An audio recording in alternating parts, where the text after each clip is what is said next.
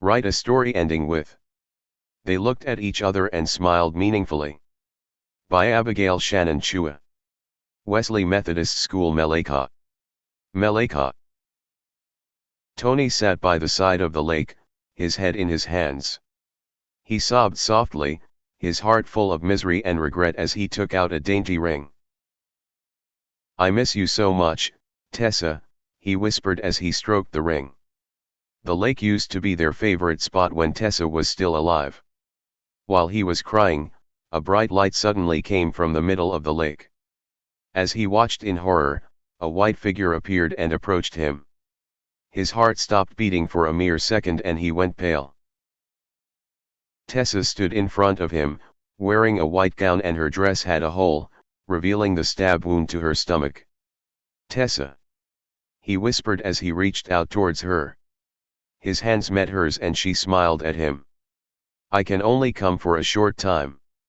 I missed you so," she spoke, sounding the same. "I should have protected you. I should have died instead," he sobbed as he held her hand, his mind wandering back to the horrible day. He and Tessa were on the way home from dinner when a man stopped them and demanded money. Tessa tried to reason with him, and when he saw her gold necklace around her neck, he snatched at it. When she tried to resist, he stabbed her in the stomach and made off with her handbag. Tony was next to her, calling out for help until she finally died in his arms. Since that day, he had lost the will to live and often dreamed about the night, regretting what had happened.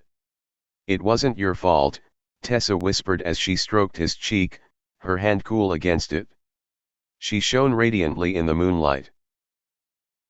"Find another girl, Tony. Don't keep thinking about me. You have a bright future ahead of you," she said. She pressed something into his hand. It was her necklace, the one the man had tried to take from her. "Promise that you'll live out your dreams without me," she said, and he nodded. Just then, the middle of the lake shone brightly and a gateway to heaven appeared. "I must go," she said and turned to walk away, but Tony tried to run after her. "Please. Let me go with you," he cried out, but as he tried to run after her, his feet just sank into the water. She turned around and looked at him, her green eyes filled with sadness. She walked to him and cupped his face in her hands. "I will always be in your heart," she whispered, and he reached out to stroke her cheek. "I love you," she whispered before she turned away and approached the gateway. Before she entered, she turned around to look at him for the last time.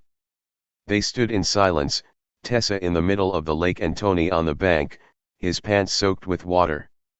They looked at each other and smiled meaningfully.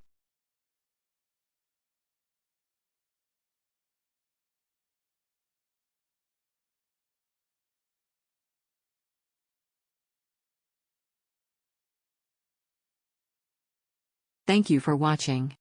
Thank you for watching.